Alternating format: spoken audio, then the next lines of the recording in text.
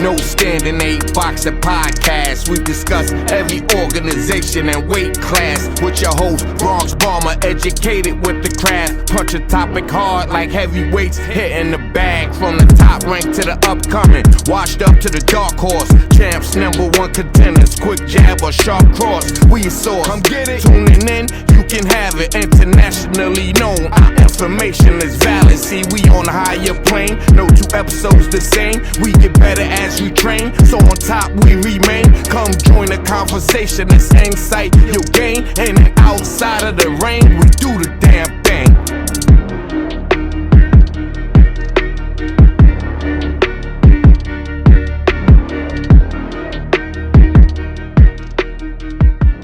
All right, fight fans, welcome to another edition of No Standing Boxing Talk. And today, you recognize this face. I got a special guest with me today, former boxing world champion, and now turned bare knuckle fighter, Austin Trout. Champ, thank you for being with us today. Thank you for taking this, the time to talk to me. I know you're a busy man. How you doing today? No, I'm doing great. Thanks for having me, man. Good, good. Well, champ, everyone who's a boxing fan knows who you are, knows your body of work, knows that you didn't back down from any challenger or anybody during your boxing reign. And when you come to the ring, you bring it. However, what they may not know is that recently you transitioned to be a bare knuckle fighter. Yeah. You had your very first fight of February this year. Why did you transition to be a bare knuckle fighter? And talk to me about that decision making process, because you're going from gloves to bare knuckles. So that probably, what was that thought process like? So let's put it like this, man. Because we going back my last 5 years, right? 5 years of boxing, not including 2020, because it is what it is. But I mean, even including 2020, and then not including 21, 22, because I got busy. But the last 5 years, 5 out of 7 years, I had about 5 years of layoffs.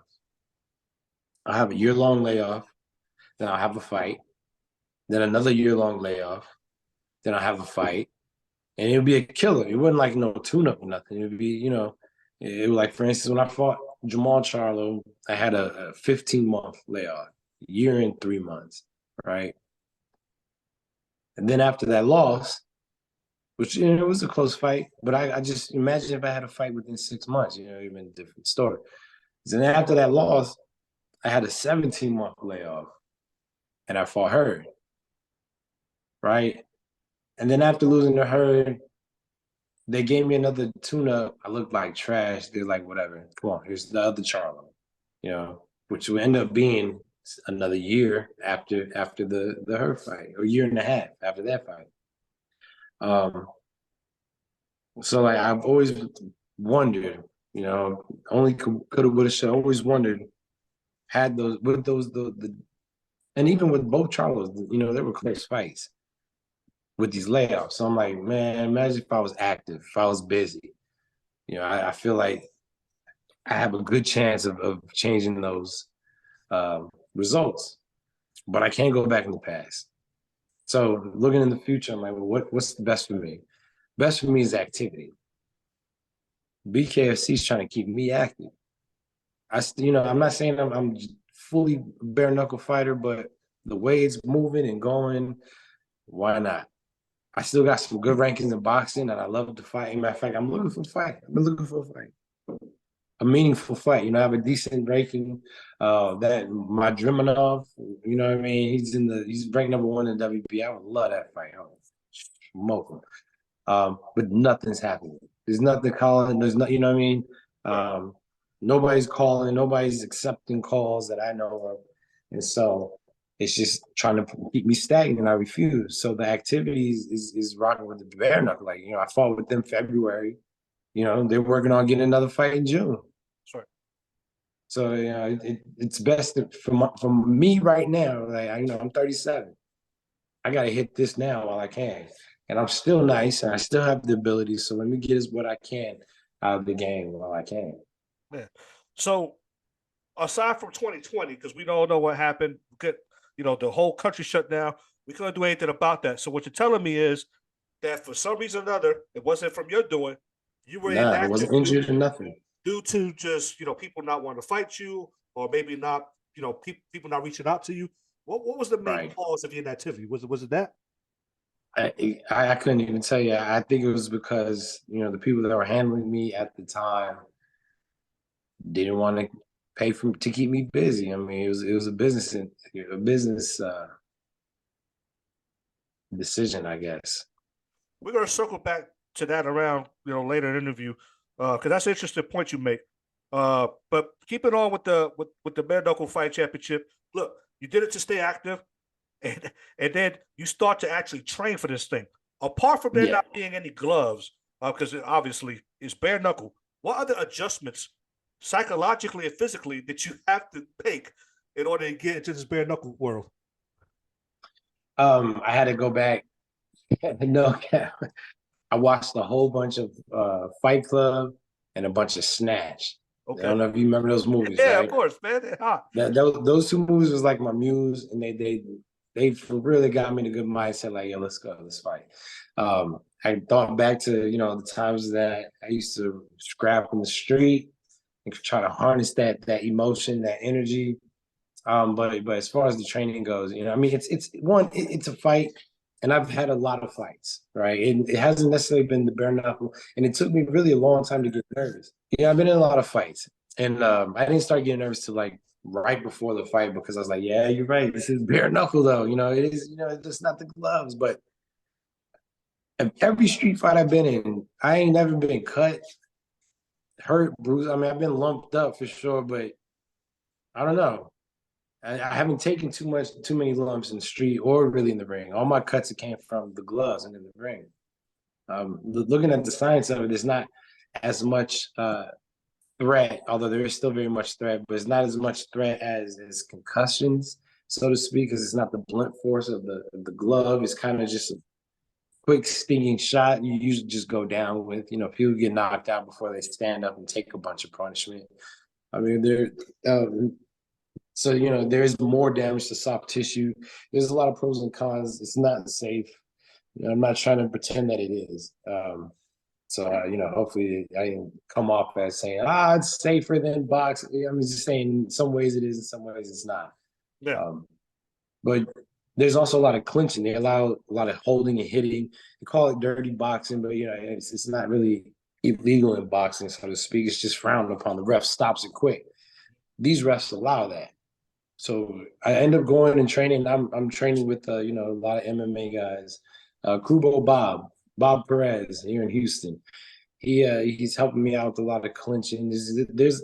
There's fine intricate details about that. Coming with the underhook and where your weight is and making the arm go dead and rolling out, controlling the head, things like that. So we spent a lot of time working on those little intricacies, which I love. Like, it's making me feel more like a martial artist. And which boxing is a martial art. It just don't, it doesn't seem to be considered as such. That makes total sense. And going back to your first answer, man, you just find yourself in a fight with no slouches, no scrubs. And it was the same way in your BKFC fight. Well, your first BKFC fight, you ended up fighting doggone Diego Sanchez, who's an accomplished MMA fighter, man. So no breaks for Austin Trout. What was it like to fight an MMA guy? How was he different than a boxer? Because MMA, they're strikers, but they're not full strikers like boxers.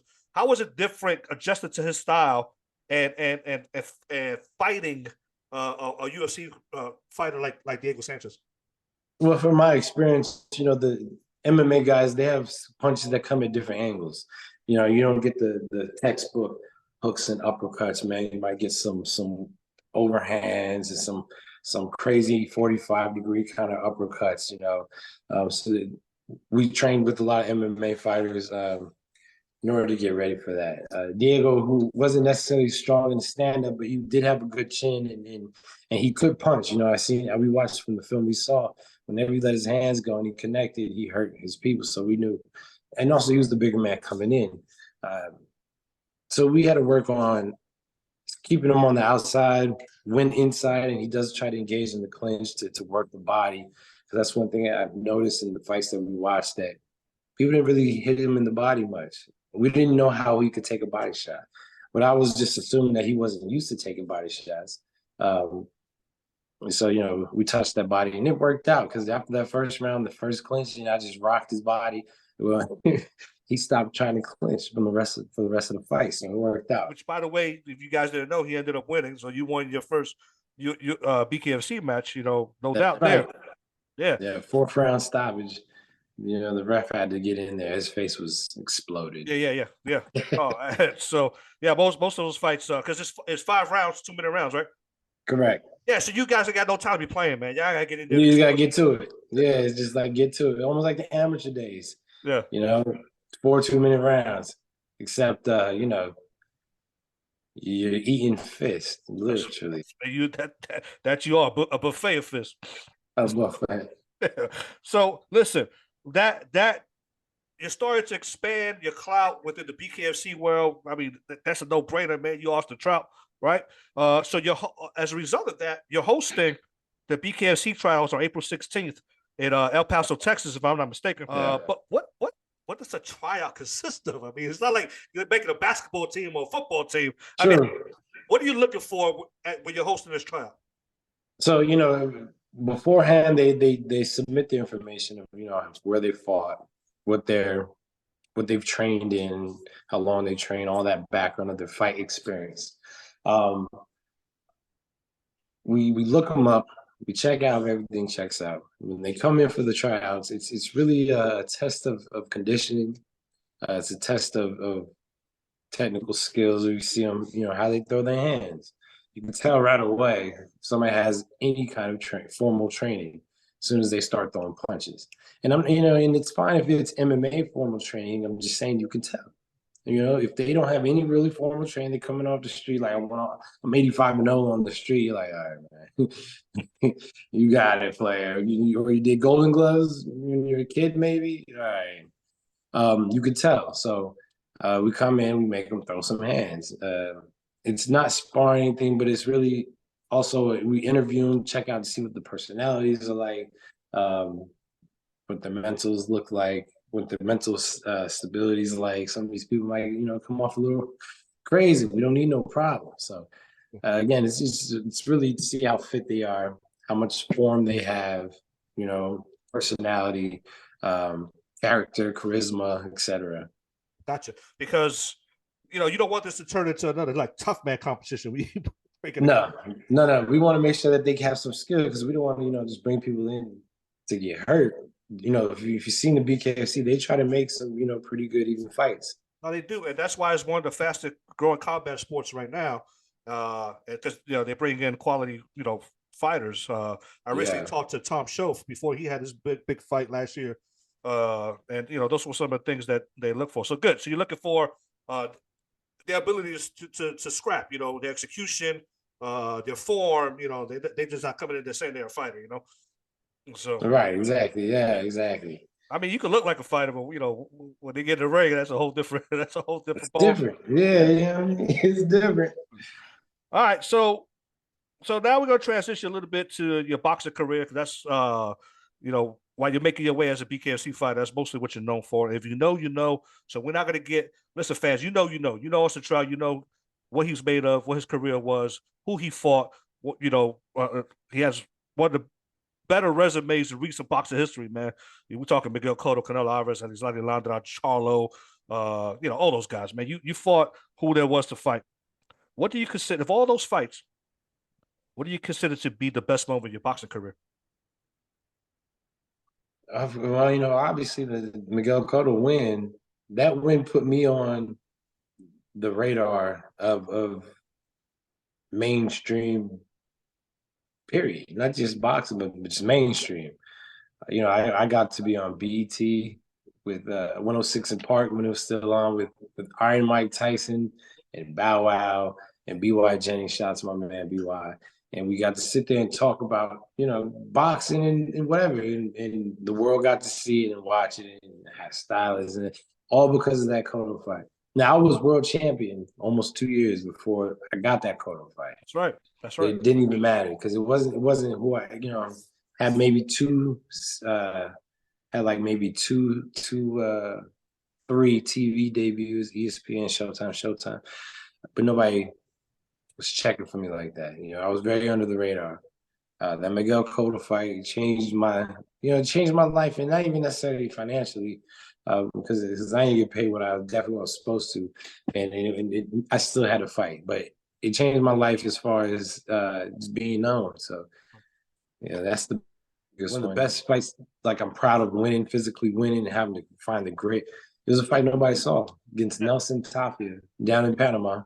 Yeah, for the because number 3 spot in the what did world. you see in Cotto that let you believe, I mean, I could beat him? Because for being a southpaw, I have a great jab and footwork. And I was thinking, watching. I mean, we watched so many fights. We watched Mosley's fight. We watched Zab Judah's fight.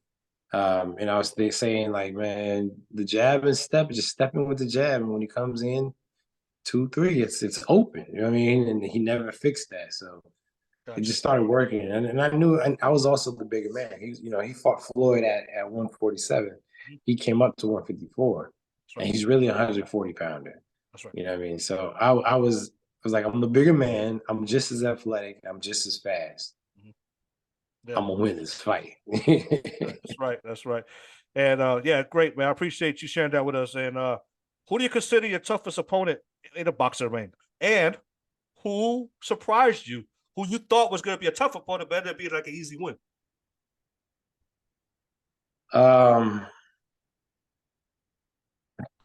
Cotto, for real. I thought it was gonna be the rough, and I knew it was gonna win, but I thought we were gonna have to really fight for that. Yeah. Okay. Not to just keep talking about Cotto. Yeah. My toughest opponent, I have two, because like physically the toughest opponent I fought was probably Jarrett Hurd. You know, I was just whooping him until I couldn't whoop him no more. He just took it, and then he came back and had a rally. But that's another one that I was 17 months off, and who knew if I had some activity. That's right. Mentally beaten, I was never beaten as bad as when Landy Lara. I just had no answer, and he had every answer for everything I attempted. You know, and I never wanted the fight to be over so bad. Even with Hurd, I wanted another round. My corner was like, nah. But with him, I'm like, yo, what round is it? 8? Let's go. You know what I mean? It was just as boring as could be, but nonetheless, Lara was probably the worst fight in my career. Toughest fight was probably Hurd. Hurd, the worst. But let's run that back. I love for her to run that back because, like I said, I had 17 months off, and that ass woman I gave him for the first 7 rounds, I can maintain that now for 10, 12 rounds. You feel me? I feel you, champ. I feel you. So we're gonna circle back to something you said earlier about inactivities. The phone calls weren't coming, or maybe people weren't answering your calls. Maybe you were making the calls, or the phone calls weren't coming. It seems to be the case today in boxing, where fighters is just inactive for one reason or another. I mean, we haven't seen Charlos in the ring in a minute. We haven't seen Keith Thurman in the ring for a minute. I mean, Terrence Crawford and Harold Spence, man, they can't seem to get this fight done. A couple of years ago, we had one of the best light divisions in probably in a long time, and none of those guys fought each other. Not one of them. Crazy. From your perspective, what do you think is stagnating these fights, and why do we got big time fighters sitting a year, 15 months, 18 months? That stuff was unheard of back in the day.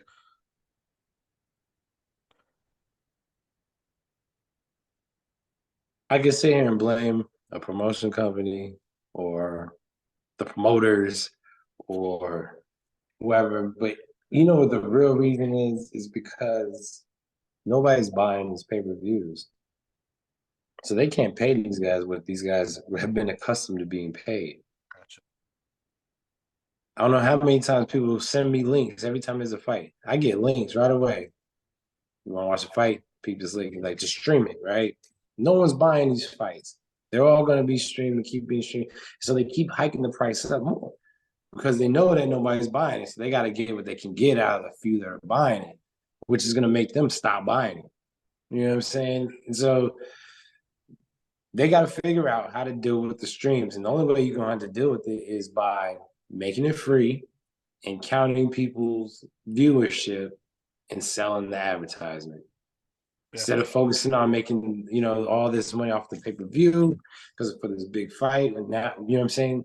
Cut the fighters in on the advertisement or something, since you can't pay them the million that the pay-per-view used to bring. They got to figure out how to reshape, how to restructure the whole thing, because streaming is killing it, and these fighters ain't gonna fight for anything less than what they're accustomed to. And in fact, they're so fucking spoiled, excuse my language, they don't even have to fight no more. It's not about fighting anymore. It's only about money.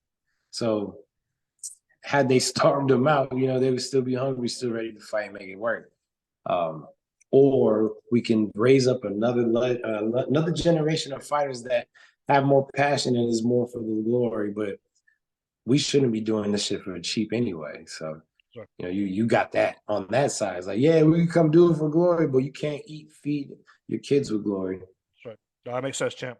Looking back on your boxing career, do you have any regrets? Is there anything you would have done differently?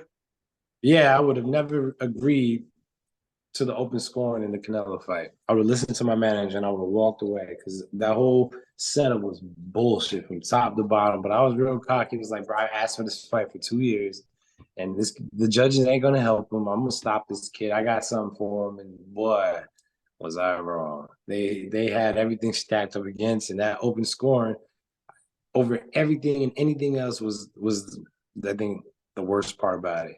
I was in a groove from that fourth round. They told me, you ain't winning nothing, change it up. And I did, and it wasn't the best move to do. Gotcha. So that's probably my only regret. I mean, the result might have still been the same, but I would have had a better chance. Makes sense. Champ, like you said, you're 37 years old, and you know how the saying goes, man, Father Time is undefeated. How long Undefeated. Father Time is undefeated. How long do you think you can continue fighting at a high level? That I can't say. My wife was like, won't you just tell me like you'll be done at 40? I was like, I don't want to put a number on it for both ways, right? What if I'm done next year and I just try to hold out to 40 because I said 40? Sure. Or what if I'm feeling great at 40 and I cut it short? You know what I mean? I'm on the briskest son, but I just said 40, so I said 40, right? Either way, I don't want to put a number on it. I take it day by day, fight by fight. I'm in the gym. I love it. I don't take too much damage in any of these fights. Like I'm on a 5-fight win comeback, and I ain't take no damage in none of those fights. And I'm not saying that they were, the top of the line, creme de la creme, but these guys are 21-2, 20-1, I think 19-3. I mean, it wasn't nobody's, and I'm taking no damage. So, as long as that continues to happen, we'll see. Like I said, each fight, I'm gonna take a clean assessment. Do I want to do this no more? Am I able to do this no more? Thank God, I have good investments. I have good streams of income. Boxing it's a plus. I'm not saying I won't miss it. I won't miss the checks. It's definitely a blessing, but it's not what I need. So I still love the game, and I'm gonna keep rocking with it as long as I'm able, and I love it. Thanks, Chef. Champ, BKFC just signed another former world champion, Mike Alvarado. He's about to make Big Mike about to make his BKFC debut on April 29th. Is this going to be an upcoming trend? Do you think more boxers are going to transition to the BKFC if things continue to go the way they go in boxing? Look, man, Paulie started. He was one of the first boxers that got in it. But I'm one of the first boxers that showed that you can be successful in it. Feel me? And I think it is going to start the trend. They pay good. They treat you good. They promote you good. It's revived my career, in the sense of I've gotten a lot more fans. I got people taking me serious as far as a contender and a warrior. Why? I think anybody who is tired of the bullshit that boxing is bringing will love this fresh breath of air, and they definitely have been a fresh breath of air. Thanks, champ. So, what does the rest of 2023 look like for you, champ? I know you got the BKFC thing going on. You're still active, still ranked. Still active. What's the rest look like? If boxing were to call you back, do you have a specific opponent in mind? I know you said Danny Garcia. Yeah, Who? Danny Garcia. Danny Garcia. Before he needs a legit fight. this guy I was just telling you from Ukraine is the #1 in the WBA. Madrinov, the Dream, Madrimov. There we go. I would love to.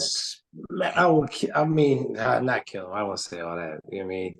And I wish death upon nobody, but I would definitely beat him up sufficiently. There's plenty of fights that can be made, and with my rankings, you know, there's plenty of fights that should be made. All roads lead to Charlo in my weight class, right? His ass has been hurt out of, you know, who knows what's going on with him. So that belt might get, or all those belts might get vacated, which means IBF and the WBA, I can make a move, God willing. Makes sense. And then as far as 2023, I mean, BKFC go, did they have your next fight scheduled? June 16th, I'm about to be a BKFC champion. You heard? Oh, I got a title fight against Luis Palomino, June 16th. Go to my Instagram, get that link in the bio, get the app, subscribe. You won't. It's the best $7 you ever spent. Like, those fights are lit. No, for real.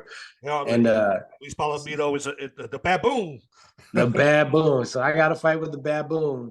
June 16th. And like you say, ain't no half stepping. I mean, I came in here to get straight to it. You feel me? I mean, they got to label us the king of the BKFC. So you went from one tough fight to another tough fight, man. Yeah, I'm gonna take on the king. I want to be the king. When they said that guy's the king, bet.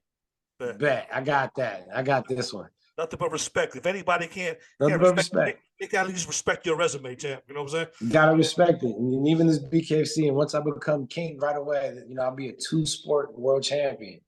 You know, you call me the Bo Jackson of boxing. There you go, man. Bo knows, no doubt knows. You know what I'm saying? No doubt knows. No prime time. You know, we'll turn that to a t-shirt. Hey, champ, I appreciate your time, man. Before you get out of here, man, you got anything to say to your followers or your fans? Everybody, go follow me, Instagram, Twitter, Facebook, at No Doubt Trout. If you want to refer to the bare-knuckle fight championship app, which you can get all the fights, and they got a lot of fights for like $7. Go ahead and hit that link in my bio and referral. And check me out June 16th. I'm going home, Las Cruces, New Mexico. Get ready. We about to fill the Pan Am out. I'm about to be a champion again, but I'm going to do it there at home. You see how they build up their fighters, though? You know what I mean? They're taking it back kind of the old school days where they get you in your hometown, then they take that hometown against the world. You know what I'm saying? Feel me? So, like, Tommy Hearns had all of Detroit coming down to go watch him fight Sugar. You know what I mean? Because they built that up. And Top Rank, you know what I mean? They know what they're doing. They're still doing that to this day, which is why they're probably going to be one of the only ones that last. That's right. They just recently did Shakur Stevenson's big fight in Jersey just recently. In Jersey. And they got one of the best lightweight. It would be a shame if they didn't go there. You feel me? That's right. Just like how they did Bud. Terrence Crawford can sell out at home all day long. Right. Then that means he could pretty much almost sell out in Vegas because all them Nebraskans is coming. You feel me? Hell yeah. That's right, man. Outbreak's good at what they do. You know what I mean? Whether you like them or not, you got to respect them. There you go. What do you have, fight fans? Former world champion and now BKFC fighter, BKFC contender for a title. There you have it. Austin No Doubt Trout. Look him up. He's looking to do big things, called out some big fighters. It looks like a good 2023 for you, champ. Hey, champ, I appreciate your time. Thank you, man. And I wish you all the best of luck moving forward. Yes, sir. Have a good one. No Standing 8 Boxing Podcast. We discuss every organization and weight class with your host, Bronx Bomber, educated with the craft. Punch a topic.